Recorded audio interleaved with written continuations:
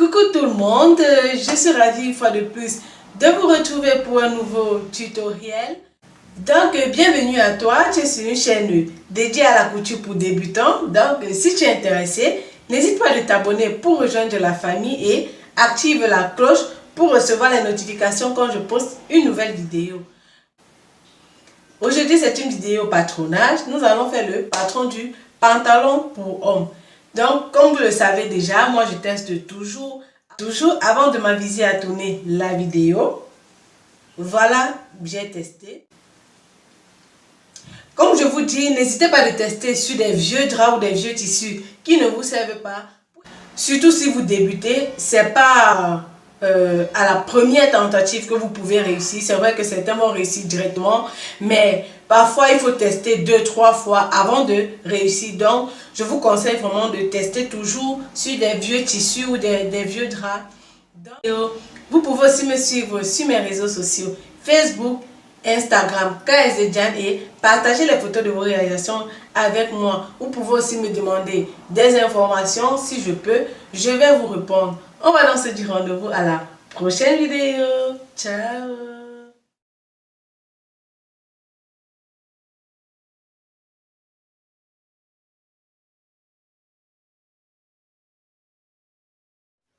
Voilà, nous avons besoin du tour de taille, du tour de bassin, de la hauteur de la taille au bassin, de la taille au montant. La longueur d'entrejambe nous sert juste au cas où vous n'arrivez pas à trouver votre hauteur du montant qui est représentée là par la lettre C. Si c'est votre cas, vous faites juste la longueur totale de votre pantalon et vous soustrayez la valeur de la longueur d'entrejambe qui est représentée là par A. On va commencer par trouver la valeur de notre gabarit qui est égal au tour de bassin plus 10 qui est l'aisance divisé par 4. Une fois notre gabarit tracé, nous allons maintenant venir placer nos hauteurs. La hauteur de la taille au bassin, la hauteur de la taille jusqu'au menton. Et à cette hauteur, vous allez ajouter 1 cm pour le confort du pantalon. Donc, pour que le pantalon ne serre pas trop au niveau de l'entrejambe là. Donc, à la hauteur taille montant, vous allez ajouter 1 cm. Par exemple, si vous trouvez comme hauteur 26, vous ajoutez 1 cm, donc la hauteur sera à 27. Vous allez aussi placer la hauteur de la taille au genou, de la taille au bas du pantalon.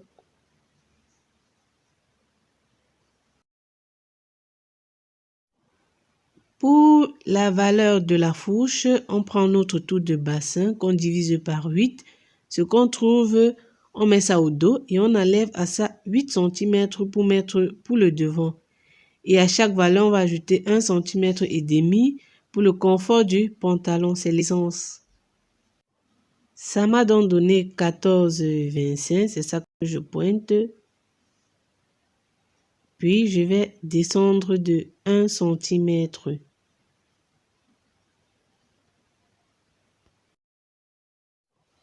Pour trouver la valeur que nous allons mettre sur notre ligne de taille, voilà, on fait le tour de taille plus 4 qui est l'aisance, on divise par 4 et on ajoute 2 cm pour les pinces.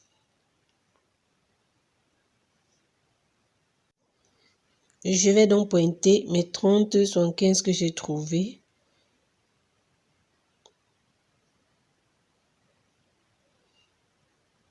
Et puis, je vais remonter de 4 cm.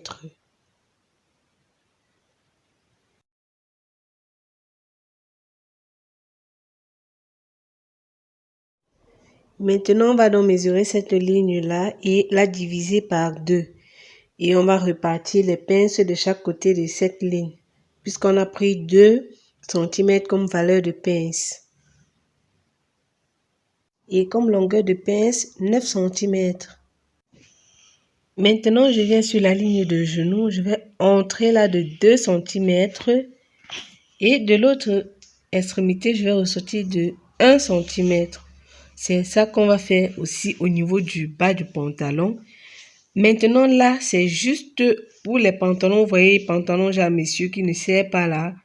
vraiment un peu ample, c'est ce style. Si vous voulez déjà qu'il soit un peu cintré, là, vous allez prendre votre tour de genou et votre tour de mollet. C'est le tour de mollet que vous allez mettre au bas du pantalon. Je conseille le tour de mollet pour que le pantalon puisse facilement passer là au niveau du mollet. Et maintenant, vous allez tracer, mais vous allez toujours ressortir de 1 cm de l'autre extrémité avant de tracer vos valeurs divisées par 2. Je m'excuse déjà pour cette lumière qui dandine, pour ces ombres-là qui ressortent. Vraiment, je m'en excuse. Pour le bas du pantalon, vous pouvez cintrer si vous voulez. Donc, on est ressorti d'1 centimètre là. Donc, si vous prenez par exemple votre tour de genou ou votre tour de mollet, vous divisez ça par 2. La valeur que vous trouvez, vous la placez là dans le gabarit, donc sur la ligne genou, sur la ligne du bas du pantalon, mais dans le gabarit. Et vous n'oubliez pas de ressortir d'1 centimètre.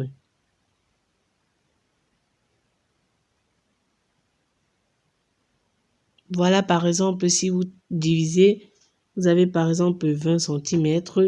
Ça veut dire qu'au total, sur cette ligne genou, vous allez vous retrouver avec 21 cm. Maintenant, je vais juste relier tous mes points.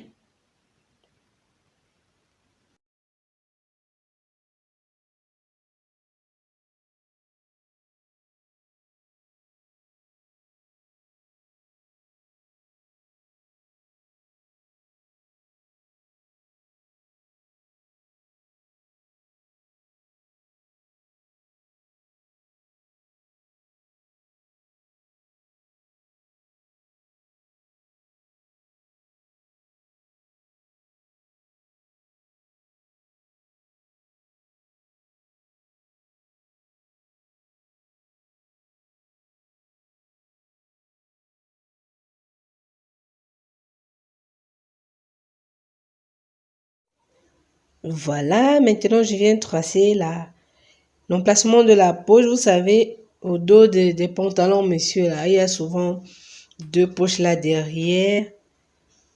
Donc, c'est ça que je trace. Et vous savez, on n'est pas obligé de mettre la poche. Donc, c'est vraiment au goût de chacun. Je vous fais donc un exemple de ce que je disais. Je viens un peu cintrer mon pantalon là en bas. Donc, j'ai pris mon tour de mollet que j'ai divisé par 2. Et vous voyez, je pars à partir de l'extrémité où j'étais ressorti de 1 cm là. Donc, c'est à partir de là que je vais cintrer. On va donc découper le tour. Voilà, on va donc redécouper et redessiner tous nos contours. N'oubliez pas de bien positionner vos repères, les repères des lignes. Et n'oubliez pas aussi que sur la ligne du montant là, on ne doit pas descendre d'1 centimètre. Donc, vous mettez votre repère net sur la ligne du montant.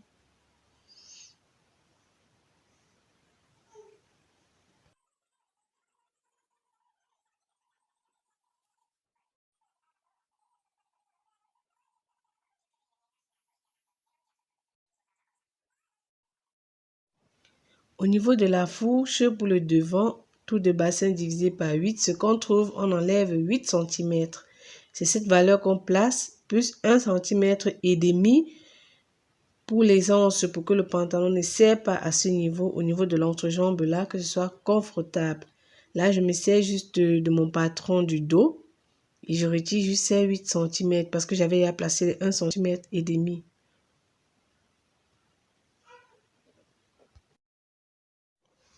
On va venir là sur la ligne du genou et du bas du pantalon. Là, on va entrer de 1 cm. Vous savez, pour le dos, nous étions sortis d'1 cm de la fin de notre gabarit là. Ici, on va entrer de 1 cm. Vous pouvez, si vous voulez commencer votre patron par le devant, au niveau de la première extrémité de votre gabarit, vous entrez de 2 cm, comme on a fait. Et maintenant, à l'autre extrémité, vous allez laisser comme ça inchangé. C'est maintenant quand vous allez tracer pour le dos que vous allez ressortir d'1 centimètre. Je ne sais pas si je me fais comprendre. Là, maintenant, je relie juste mes lignes.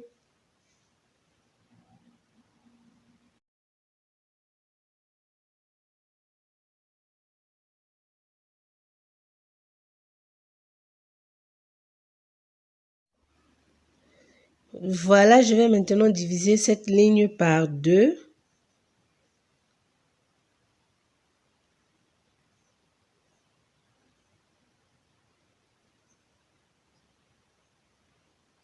Puis, je vais poser ma valeur de pince. Je vais prendre 1,5 de chaque côté.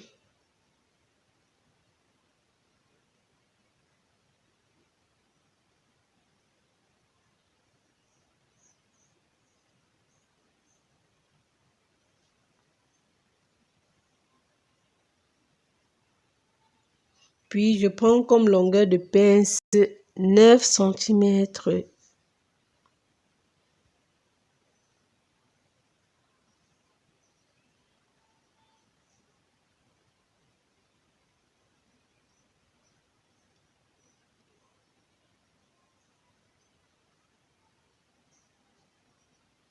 Maintenant, je vais ressortir la valeur de ma braguette là.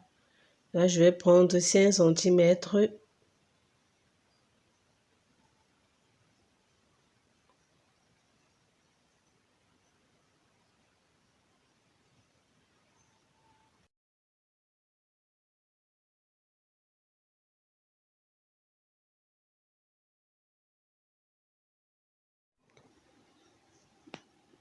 Là, je mets juste une ligne droite parce que normalement, notre gabarit était droit à ce niveau. Donc, mais il n'y a pas de souci au moment de l'assemblage. Voilà qui est fait. Maintenant, si vous pouvez aussi directement mettre l'emplacement pour les poches de devant là. Vous voyez les poches italiennes là devant. Vous pouvez directement mettre l'emplacement sur le patron pour vous repérer au moment de la coupe dans vos entrées de la profondeur de la poche que vous désirez. Et toutes ces poches là, vraiment, c'est facultatif. C'est pas obligatoire.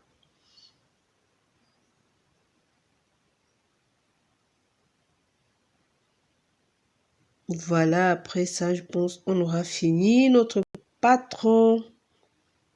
Il ne reste plus qu'à découper le tout.